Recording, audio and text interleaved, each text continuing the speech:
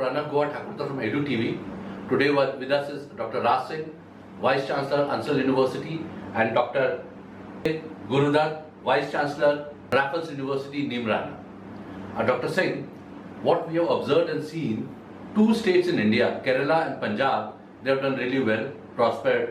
When researches were done, it was because in both the states there was dignity for labor. Why didn't other states follow the same?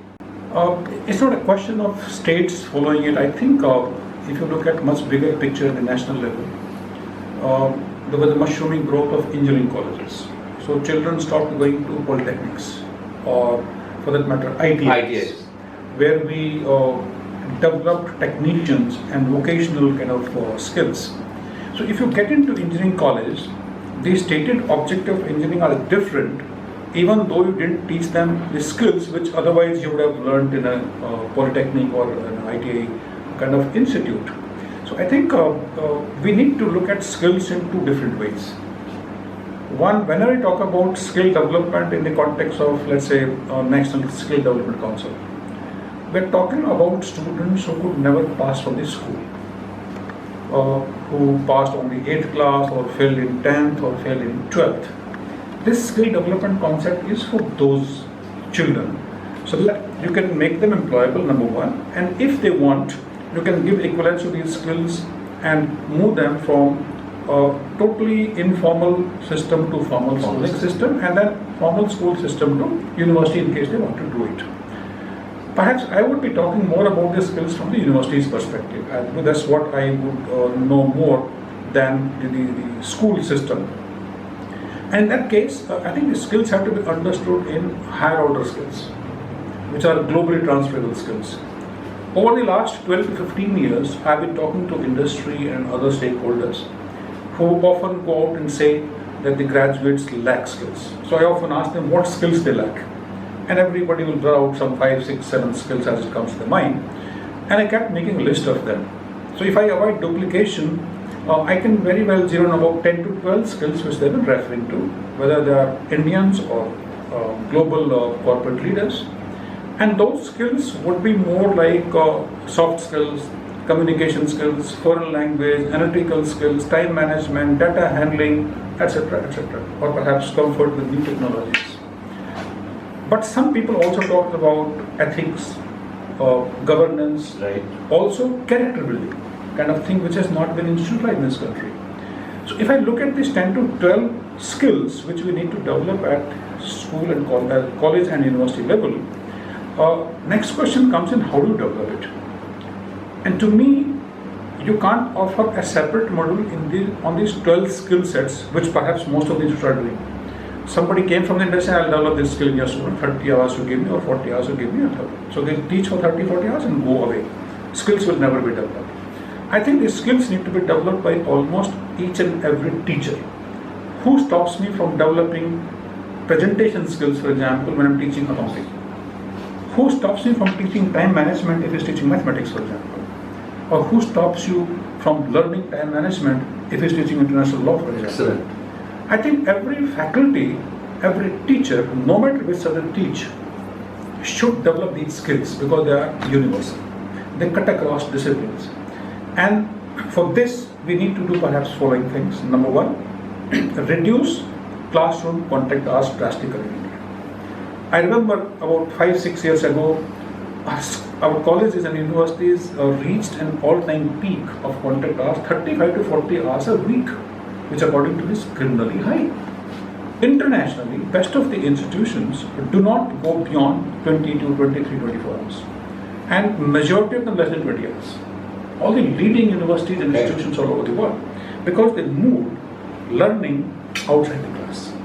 In the form of projects, in the form of field visits, in the form of voluntary service with the NGOs, or in the form of visiting old age homes or orphanages, so that they get sensitized to the social issues on ground, and automatically once this happens, character building will take place. Because you have kept us children off the society in an air-conditioned classroom where they have absolutely nothing to learn about ground realities. So we need to shift learning outside the class, and as I said, they need to work with people from different disciplines, as I mentioned earlier, the following things will happen. If, let's say, a group consists of students from 10 different disciplines, they will understand the thought process of people from different academic background. They will learn team management. They will learn interpersonal skills. They will learn how to control your temperament in case somebody thinks, let's say a lawyer thinks differently than a management professional or than an engineer for that matter. They will learn to do this. But most importantly, they will learn that how my discipline or my subject is applicable in your discipline. Right. This interdisciplinarity will come in, application will come in. And I think collectively what comes out will be absolutely amazing, where they will automatically learn higher order skills. And I think it's very compatible with the framework I talked about, learning outcome based approach, where as you move from the lowest learning outcome to the highest level learning outcomes, the skills and attitudes you learn also rise in terms of level. We say that you offer more and more flexibility and choice to create learning opportunities for the students where they can learn. So I think the first responsibility of academic institution is to create more learning opportunities and then convert them into higher order learning outcomes and the skills which are globally transferred. Wonderful, wonderful. Dr. Gurudat, as Sir has spoken about skill and interdisciplinary courses, what are your views on skill, interdisciplinary courses and liberal arts? See, so far skill is concerned, Dr. Raj told for about 10 to 12 skills, that is interpersonal skills, communication skills, or whatever it is. According to me, few skills they inherit, they get that by birth. For example, leadership skill. Yes, communication skills. Right. By birth. How it happens, we do not know. Few, they learn out of the exposure. Few we can teach. It's a combination of all the three. Now, the big thing, the big job of a university or a teacher institution is this. Where you are strong, where you are weak. Where you are strong, I can sharpen you. I can polish your skills. Where you are weak, if it is required, I inculcate those skills. So what I have understood in my experience and exposure in higher education is this. We have failed in identifying the lacuna as well as the strength of the candidate, the student.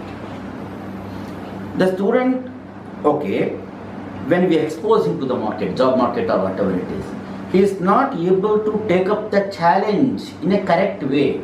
There we say he is lacked that skill. Yes. Suppose a person, he is a master's degree holder in mass media communication. If you ask him to report a particular incident, he starts blinking in eyes how to report. Now the thing is, it is not just some classroom teaching or step number 1, step number 2, step number 3, how to report this. That will not work. No, if that institution has exposed him practically to the field, as part of it, he will be strong. Okay, even in teaching also you find two categories. One very strong in research, one very strong in teaching. But the UGC says no, the teacher should have a very strong exposure to research and EAPA faculty. But few teachers are there. Ask sir. If you ask them to go for a paper, they say, sir, what is this paper? In fact, if you don't give you promotion or whatever it is unless you write a paper. But he's weak in that. He is an excellent. When you ask him to teach, he is excellent. Why we are not giving emphasis to that? The student, same thing. The teacher, same thing. Even in employment, it happens. In any organization, it happens. So, skill plays a very, very important role for the development of a person in the career. Therefore, according to me, institutions need to do a lot of things so far skill development is concerned. Even today, we are syllabus-oriented teachers. Institutions and even the regulatory bodies, you teach so many subjects, so many hours, that per day at least 5 hours, 6 hours, then at least 40 hours a week, and at least 60 hours per semester, for 50 hours, otherwise no examination, 90 days per semester, lot kind of things. Of course, some regulation is required, but on the other hand, I think we should go for a change in our mindset, in our approach. Otherwise, we cannot put the candidates in the right perspective according to their need and societal demand. Wonderful. Thank you so much, Dr. Raj Singh, Vice Chancellor, Ansal University, and Dr. Gurudar, Vice Chancellor, Raffles University. We are really thankful. I'm sure your advice will help all the stakeholders of education, skill, and liberal arts. Thank you so much for joining us, and we will be seeing again Dr. Raj Singh at Shri Venkateshwara College on 26th of September 2018. Thank you so much, sir. Thank you. Thank you. Thank you.